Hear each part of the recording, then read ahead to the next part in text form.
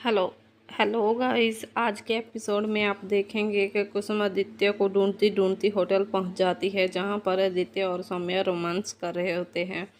और आदित्य और सौम्या को एक साथ एक कमरे में रोमांस करता देखकर कुसुम के पैरों के नीचे से ज़मीन खिसक जाती है।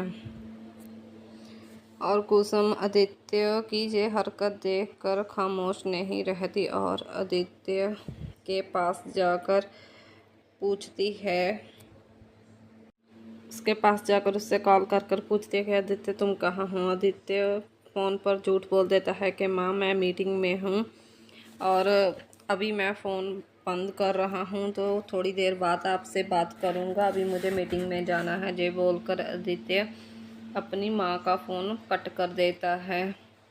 और कुसुम ये सब देख रही होती है बाहर खड़े होकर। और आदित्य की इस हरकत पर कुसुम को बहुत गुस्सा आ रहा होता है। कुसुम हैरान हो जाती है कि उसका बेटा भी ऐसा कुछ कर सकता है। और हद तो तब हो जाती है जब कुसुम ये सब अपनी आंखों के सामने होता हुआ देख लेती है। इतने में कुसुम ये सब देखकर वहाँ से जाने लगती है और आदित्य अपनी माँ को देख लेता है। आदित्य अपनी माँ का पीछा करते हुए उसके पास बाहर जाकर अपनी माँ को मनाने की कोशिश करता है, लेकिन कुसुम आदित्य की एक नहीं सुनती और वहाँ से जाने लगती है। तभी आदित्य अपनी माँ को रोक कर बोलता है कि माँ प्लीज़ एक बार मेरी बात सुनो। पर कुसुम बोलती है कि मुझे तुम्हारी कोई बात नहीं सुननी, जो देखना था जो सुनना था वो मैं देख चुकी हूँ और सुन भी चुकी हूँ। इसके आगे अब मुझे तुम्हारी ना तो कोई बात सुननी है और ना ही तुम्हारी शक्ल देखनी है, तो तुम मेरे पीछे मत आओ, जाओ। अपनी माँ को नाराज़ हुआ देखकर आदित्य बहुत घबरा जाता है और कहता है कि मैं प्लीज़ प्लीज़ मेरी एक बार बात सुन लो, उसके बाद आप जो कहेगी मुझे मंजूर होगा।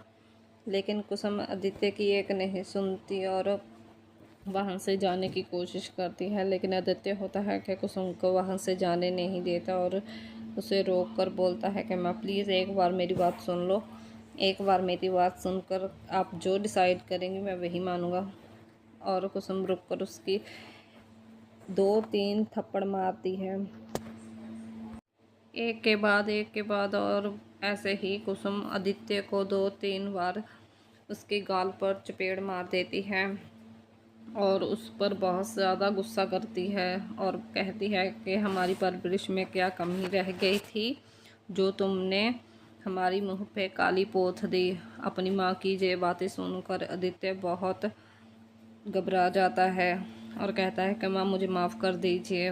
पर कुसुम है कि उसकी कोई बात नहीं सुनती और उस पर चिल्लाती है, गुस्सा करती है और कहती है कि तुमने अब हमें कहीं मुंह दिखाने के लायक नहीं छोड़ा, हमारा तुम्हारे साथ कोई रिश्ता नहीं है, आज के बाद तुम अपनी शक्ल हमें मत दिखाना। और फिर से उसे एक थप्पड़ लगा देती है और वहाँ से चली जाती है कुसुम।